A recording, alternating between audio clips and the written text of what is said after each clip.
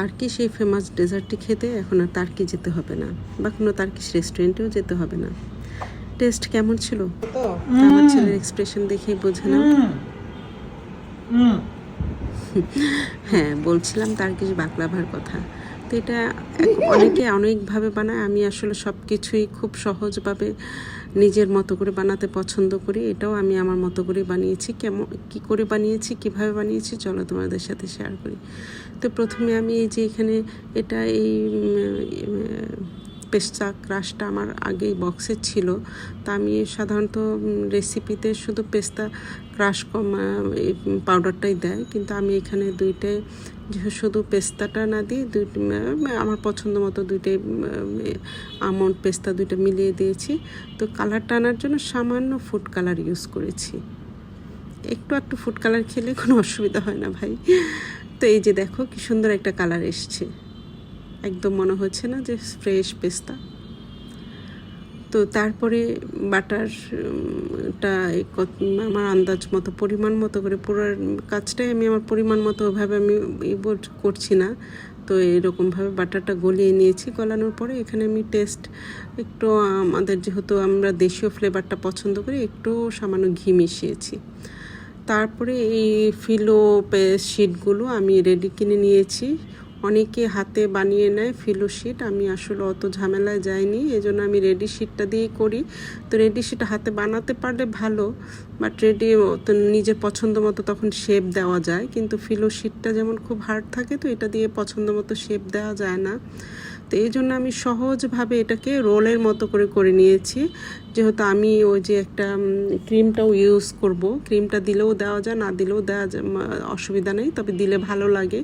এই ক্রিমটা জাস্ট আমি কনডেন্স মিল্ক, একটু কর্নফ্লাওয়ার আর হচ্ছে দুধ দিয়ে একটু ঘন ঠিক একটা ক্রিম রেডি করে নিয়েছি। সামান্য চাইলে কেউ জাফরান দিতে পারো, আর না দিলেও সমস্যা নেই। এটা জাস্ট যার যার টেস্ট মতো, যত বেশি গুড় তত বেশি মিঠা, কথা আছে না ওইরকম, যত বেশি জিনিস ইনগ্রিডিয়েন্টস ইউজ করবে তত মজা হবে, এটাই আর কি। তারপরে এরকম করে বাটার ব্রাশ করে এরকম শেপ করে আমিও ফিলো শিটটাকে তিনটা ভাগে ভাগ করে নিয়েছি, কেটে নিয়েছি। ফিলো শিটটা তো স্কোয়ার শেপের থাকে, তো ওটাকে আমি এরকম করে কেটে নিয়েছি আমার পছন্দ মতো করে। আসলে কোনো কিছু রেসিপিটা একেবারে অন্ধের মতো কাউকে অনুকরণ করতে হবে এমন কিছু না, মাঝে মধ্যে নিজের পছন্দ মতো টেস্টটা নিজের টেস্ট মতো করেও করে নেওয়া যায়।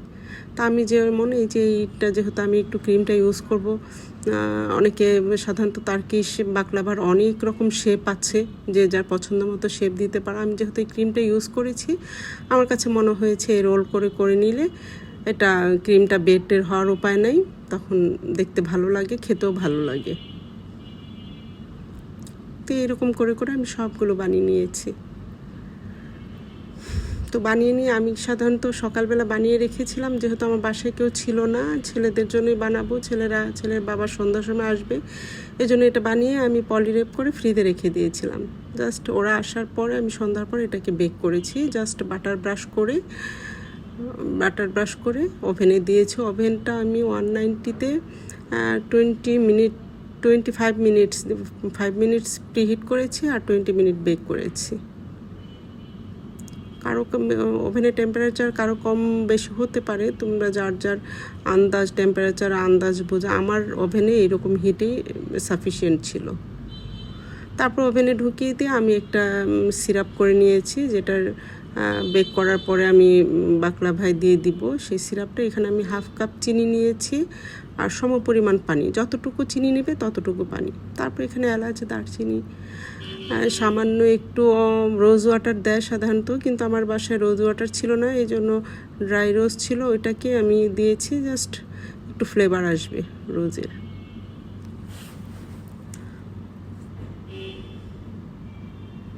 আর সামান্য একটু স্যাফরন দিয়েছি, দিলে দিতে পারো, না দিলেও সমস্যা নয়, দিলে ভালো, থাকলে দিতে পারো। আমি জাস্ট 2-3টা পাপড়ি দিয়েছি, খুব বেশি দিলে। তারপরে একটু লেমন জেস্ট দিয়েছি, দিয়ে জাস্ট চিনিটা গলে যাওয়ার পর মতো, খুব বেশি থিক করার দরকার নেই, সমপরিমাণ পানি দিলে তারপরে চিনিটা গলে গেলে একটু লেবুর রস দিয়ে নামিয়ে ফেলে এটাকে ছেঁকে নিয়ে ঠান্ডা করতে দিতে হবে।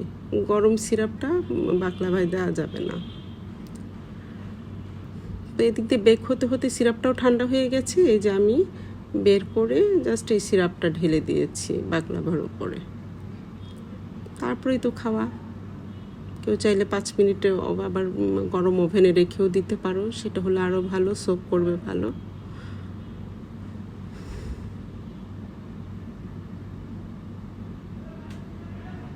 আমি যেহেতু একটু ক্রিম দিয়েছি এই জন্য ওটা নিচে একটু আটকে আটকে গিয়েছিলো, এই জন্য আমি জাস্ট একটু তুলে দিলাম। কেমন ক্রিস্পি হয়েছে দেখো।